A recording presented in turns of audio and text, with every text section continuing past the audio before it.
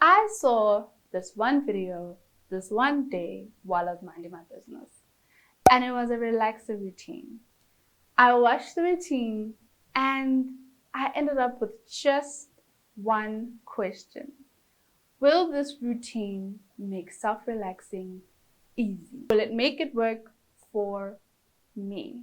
And that's what we'll be finding out today. So today we'll be trying out Hairlicious Relaxer Routine. If you are interested in finding out how it worked for me, do stay tuned. And if you are new here, hi, I'm Vicky with a K. I really do hope that you stay, you subscribe, click the notification bell so that you get an update every time I show face. Let's get into it. Okay, so I want to start off with why I decided to try the routine. Mostly because it's going to be how we are going to determine whether her routine was a success or not for me. And the first reason why I decided to try out her routine was because the last time I got a relaxer, child,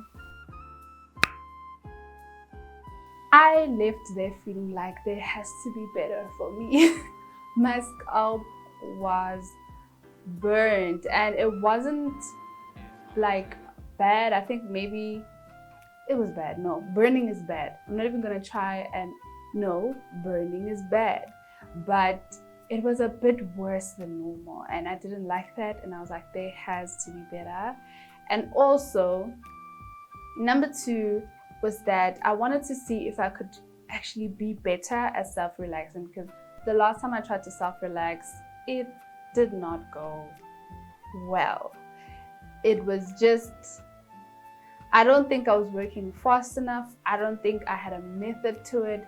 I think I was just going for it and hoping for the best. So when I saw her routine, I saw that it might minimize burns, and number two, it might make the whole process much easier and it might be successful for me. And based on whether or not it was a success, I would then look into trying to see if I can now start self-relaxing. So her routine is basically very simple. In her video, she does go into a lot of detail in terms of explaining each and every single step, how to do it, why she does it, what effects it has for her. And it starts off about a week before, and it starts with a wash day. So during this wash day, she clarifies her hair, she does a light purging treatment, and then the night before, she actually bases her scalp. So she applies grease to her scalp. I think it's grease or oil, one of the two. She applies that to her scalp. So I only did it on the day of, and I will be commenting on whether or not it was still a success for me. So for me, mine is a little bit different because I did my wash day 2 weeks before after taking out my braids. So I didn't do it a week before. So I tried my best to summarize all of this into 12 steps. She starts with pre-parting, then she protects her hair and she twists it. Then she applies the relaxer at the coarsest area first. Then she applies at the front about 15 minutes in. Then she goes on and she reapplies twice. Number 6, she smooths twice and then applies it to the edges. At that time, when she's smoothing the back, she smooths it with a comb, so the back of her hair does get combed through when it's smooth. Then she uses a neutralizing shampoo, uses the Olaplex Bond Builder, uses a moisturizing shampoo, uses the deep conditioner with steam. Then she air dries and flat irons. So that is pretty much her routine. I tried to summarize it in 12 steps. I'm still not sure if I got it correctly to the T, but I think those would be the main steps. Starting off with my experience, right? First of all, my whole challenge with this whole entire thing was product availability. Product availability in South Africa, child.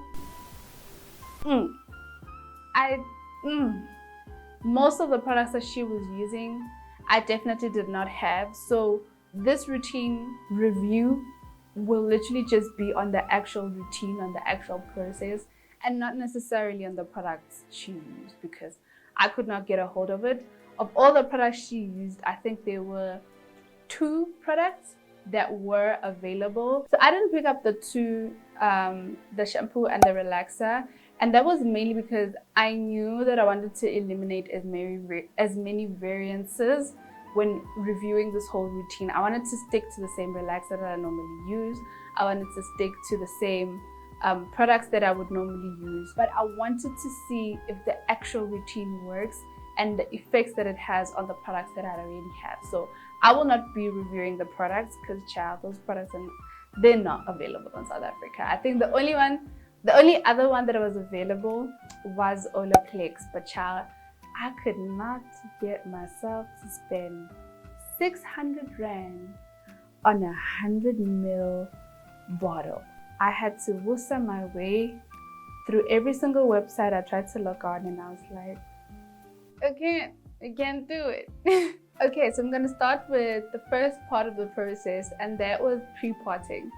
That whole pre-potting, twisting, greasing situation, that baby took a while. Like, she took a minute. I think pre-potting took me way much longer than it did for me to put my relaxer on. Like, that's just how long it took. But she's onto something with the whole pre-potting situation. Overall, when it comes to pre-potting, the part where she uses grease, when she greases the hair, I did not have whatever she was using to grease. I didn't have it. So I went on and found the black chick hair food, and that's what I use to grease my hair. The main ingredient, the first ingredient in the whole formula is petrolatum. So I went on and used that to grease my ends. For the application, luckily, I was able to get help. So we started at the back. When we started relaxing, we did start with the coarsest part of my head, which is what she suggests in her routine.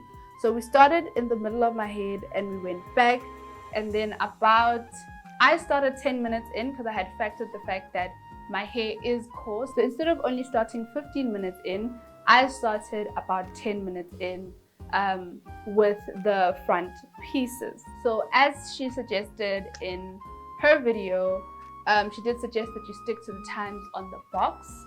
The maximum time on the box for the Dark and Lovely relaxer, which is the relaxer that I use, is 25 minutes. But 25 minutes went and I was like, my hair ain't going nowhere. Like, we're not even processing. And at that time, we did realize that there wasn't enough relaxer that we applied on initial application. So when we did the reapplication, we were adding a whole lot more relaxer to the parts that we might have missed. Another thing, I did base my hair on the day, so on the morning of, and I think I used the black chick hair food as well. I tried my best to make sure that I applied it just on the scalp. So my hair was based on the morning of, and that was perfectly fine, and I'll give you guys the results just now. It took us about 35 minutes. Minute 35, I went into the shower and I went on to wash the relaxer off. So I washed the relaxer off and I used the 5-5-10 method. So we skipped the bond builder and the shampoo that she did afterwards to wash off that. So I skipped right over that, and then I went on to do my deep conditioner. My hair is currently in a moisture deficiency protein surplus state. So I knew that I was trying to stay away from protein products. So I went on to get a moisturizing deep conditioner, and that's when I used the Garnier mask. I'll put a picture of it here. But I went on, I did the Garnier mask. I put it in my hair for about 30 minutes, but I did find that it didn't give me the results that most deep conditioners give me. And I guess that is mostly because it's not meant to be put in your hair for a really long time. So it's not really a deep conditioner. It's just the mask that you put on your hair for like 5 minutes. So it's basically like a wash out conditioner, if I were to put it like that. So yeah, but that was basically the routine that I followed. I went on and air dried, and then I went on to blow dry my hair. Now, my first thoughts, the pre-parting situation is definitely a game changer. I think I've said this before, but it makes the whole process 1,000 times easier. And I think it also gives me the confidence to try and self-relax really on my own, because I know that I won't be struggling too much with the whole process. Because the last time I tried to relax my hair, this whole parting situation is where they got me. They caught me in the second half. They really caught me in the second half, and that's where it ended. So I am really glad to have found the whole pre-parting routine, because it will make my life so much easier. And you know the best part about this routine is that my relaxer did not burn. Like, I come to you as a 0-degree burns victim. In terms of my results from this whole relaxer process, I did experience some weird under processing. It's nothing wrong with the routine, but it is more about knowing your hair. It's very important to know your hair and just stick to the stuff that works for your hair. Okay, so in closure, there are 3 things that I have learned just from the routine. The first one is that you should try pre-parting your hair. If you do plan on relaxing your own hair, definitely try the pre-parting method. Number 2, definitely base your scalp before you get your relaxers. It makes a difference in terms of the burns that you are going to get. Just in the process, try and make sure you avoid your growth and only base your scalp. Just your scalp. Number 3, it is very important to know your hair.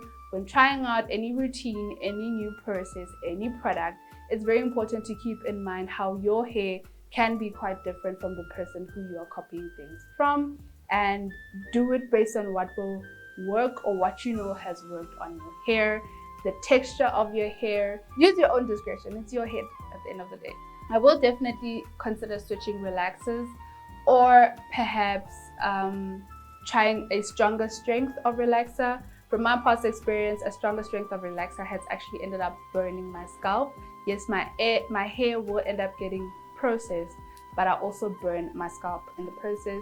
And I don't like scalp burns. I think we've determined that in the whole video, that I don't like scalp burns. They don't make sense. Why? Thank you guys so much for watching this video, and I'll see you guys next time.